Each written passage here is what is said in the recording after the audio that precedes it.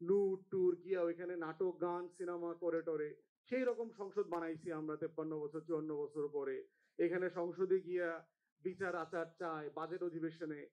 তো সেই বাস্তবতায় আমরা একটা সংসদ ফাংশনাল করতে পারি নাই, সেখানে দুইটা সংসদ মানে হচ্ছে আমার আরো 100 রাজুকের প্লট ট্যাক্স পেয়ারদের টাকায়, 100 ট্যাক্স ফ্রি 1 কোটি 2 কোটি টাকা দামের গাড়ি, 100 থোক বরাদ্দ প্রতি বছর এই লোকদের 5 কোটি 10 কোটি 20 কোটি টাকা করে লুটপাট, এবং যাদেরকে টিকিট বেচা যায় নাই নিম্ন কক্ষে তাদের একটা পুনর্বাসন কেন্দ্র পরিণত হবে হচ্ছে উচ্চ কক্ষ।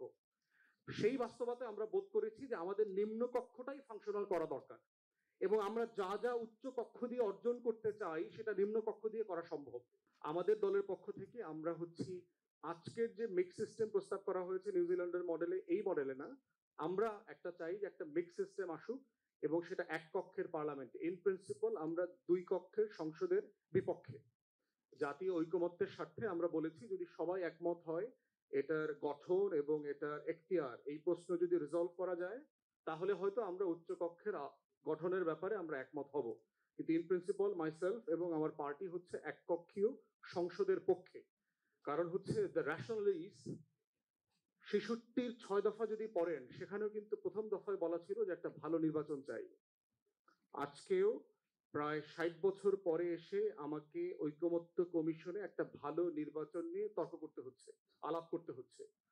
যেই 70-এর নির্বাচনটাও যতটুকু গঠনমূলক ছিল, যতটুকু অ্যাকসেপ্টেবল হয়েছে বাংলাদেশের তখনকার রাজনৈতিক দলগুলোর কাছে, সেই রকম একটা নির্বাচন করবার জন্য 50 বছর পরে এসে আমাকে এখনো কেয়ারটেকারের প্রভিশন, এটার গঠন প্রক্রিয়া, এটার কার্যবিধি নিয়ে আলোচনা করতে হচ্ছে। এর মানে হচ্ছে একটা nation, as a country and nation, আমরা এখন পর্যন্ত একটা নির্বাচন অ্যাকসেপ্টেবলি করবার জায়গাতে আসতে পারি নাই, একটা সংসদ ফাংশনাল করতে পারি নাই। আমরা আমাদের হিস্ট্রিতে 50-100 জন ভালো পার্লামেন্টারিয়ান তৈরি করতে পারি নাই। সেইখানে সেই সফিস্টিকেশন কোথায় যারা উচ্চ কক্ষে যাবে? হিস্টোরিক্যালি আমরা দেখেছি যেখানে 2 কক্ষ আছে সেখানে হচ্ছে পলিটিক্যাল প্রসেসের ভিতরে যারা মোর সফিস্টিকেটেড, যারা লেজেন্ড হয়ে গেছেন পলিটিক্যাল প্রসেসের মধ্য দিয়ে, তারা মূলত ওই জায়গাগুলোতে যান, হাউস অফ লর্ডসে যান, সিনেটে যান। তারা ওই জায়গাতে একটা মানে কাউন্সিল অফ ওয়াইজ ম্যান, যেটা আমরা এনশিয়েন্ট রোমে পড়েছি, সেই সিনেট বসার মতো অবস্থা হয়েছে। তো সেই সংসদ কোথায় আমার? আমার সংসদে এখনো মরিয়ম সকিনা নূর ট্যুর গিয়া ওইখানে নাটক গান সিনেমা করে টরে সেই রকম সংসদ বানাইছি আমরা 53 বছর 54 বছর পরে। এখানে সংসদে গিয়া বিচার আচার চায় বাজেট অধিবেশনে। তো সেই বাস্তবতায় আমরা একটা সংসদ ফাংশনাল করতে পারি নাই, সেখানে দুইটা সংসদ মানে হচ্ছে আমার আরো 100 রাজুকের প্লট ট্যাক্স পেয়ারদের টাকায়, 100 ট্যাক্স ফ্রি 1 কোটি 2 কোটি টাকা দামের গাড়ি, 100 থোক বরাদ্দ প্রতি বছর এই লোকদের 5 কোটি 10 কোটি 20 কোটি টাকা করে লুটপাট, এবং যাদেরকে টিকিট বেচা যায় নাই নিম্ন কক্ষে তাদের একটা পুনর্বাসন কেন্দ্র পরিণত হবে হচ্ছে উচ্চ কক্ষ। সেই বাস্তবতায় আমরা বোধ করেছি যে আমাদের নিম্ন কক্ষটাই ফাংশনাল করা দরকার, এবং আমরা যা যা উচ্চ কক্ষ দিয়ে অর্জন করতে চাই সেটা নিম্ন কক্ষ দিয়ে করা সম্ভব।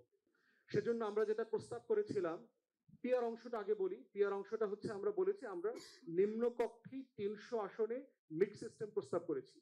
প্রথম হচ্ছে যে 200 আসন বর্তমান সেট আপে হোক, ফার্স্ট পাস দ্য পোস্ট। কারণ পিআর এর একটা বড় সমালোচনা হচ্ছে যে কেউ মেজরিটি পায় না, গভর্নমেন্ট ফর্ম করা যায় না, অস্থিরতা তৈরি হয়, মাইনরিটি গভর্নমেন্ট হয়, নো কনফিডেন্স ভোট আসে, কোয়ালিশন ফেল করে, and repeated crisis ensued one after another. তো সেখানে আমরা বলেছি যে ইনকামবেন্ট পড়ে গেলে 200 আসনের নির্বাচনেই 160-70 একটা দল পেয়ে যাবে। পেয়ে গেলে যেটা হবে যে সে আলটিমেটলি গভর্নমেন্ট ফর্ম করে ফেলবে। বাকি 300 আসনের যে 100 আসন, সেইটা হচ্ছে সারা দেশে ভোটের শতাংশে এবং ন্যূনতম 1% ভোট, সেই শতাংশে রাজনৈতিক দলগুলো সবাই পেয়ে যাবে। তাহলে প্রত্যেক নাগরিক 2টা ভোট দেবে। ফার্স্ট হচ্ছে যে একটা ভোট দেবে হলো যেখানে প্রার্থী আছে সেখানে ফার্স্ট পাস দ্য পোস্টে প্রার্থীকে একটা ভোট দেবে, আর দ্বিতীয়ত হচ্ছে দলকে একটা ভোট দেবে। সেই প্রসেসের মধ্য দিয়ে এই মিক্স সিস্টেমটা স্টেবিলিটিও তৈরি করবে। আমরা পিয়ারের রিপ্রেজেন্টেশনের মধ্য দিয়ে পলিটিক্যাল পার্টিগুলোকেও ফাংশনালি রিপ্রেজেন্ট করানো সম্ভব, এবং সেইটা সবগুলো মানে মানে best of the world and the hereafter ওই বাস্তবতাটা তৈরি করা সম্ভব। উচ্চ কক্ষের রেশনালটা কি দেখেন, সংরক্ষিত আসনটাকে এক্সপান্ড করে আমরা যদি 100 সদস্য নিয়ে যাই, সেখানে নাগরিক সমাজ, প্রতিবন্ধী, পাহাড়ি জনগোষ্ঠী, পিছিয়ে পড়া জনগোষ্ঠী এবং নারীরা তো অফকোর্স ফরমোস্টে থাকবে, সবাইকে নিয়ে করতে পারলে যেটা হচ্ছে আমরা দেখতে চাই 2টা সংসদ এই কি ধরনের বাছাই প্রক্রিয়ার মধ্য দিয়ে ফাংশন করে। তখন এই 100 সদস্যকে কিন্তু আমরা উচ্চ কক্ষ দিয়ে আলাদা করে দিতে পারবো। এই টেস্ট কেসটা আমরা করতে চাইতাম, আমরা পারতাম, কম খরচে করতে পারতাম। এখন একটা এক্সপেন্সিভ অপশনে গেছি। তাই আমরা বোধ করছি যে পিআর কোনো না কোনো ফর্মে আমাদেরকে ইন্ট্রোডিউস করতে হবে কামিং পার্লামেন্টে অর দ্য ফলোইং পার্লামেন্ট। না করলে, এবং এটাই দুনিয়াতে হয়েছে, ওয়েস্টমিনিস্টার মডেলকে প্র্যাকটিস করেই কিন্তু পিআরে গেছে যারা গেছে, তারা অ্যাবসলিউটলি পিআরে প্রথম আসে নাই। তা আমরা বোধ করছি এই রিপ্রেজেন্টেশন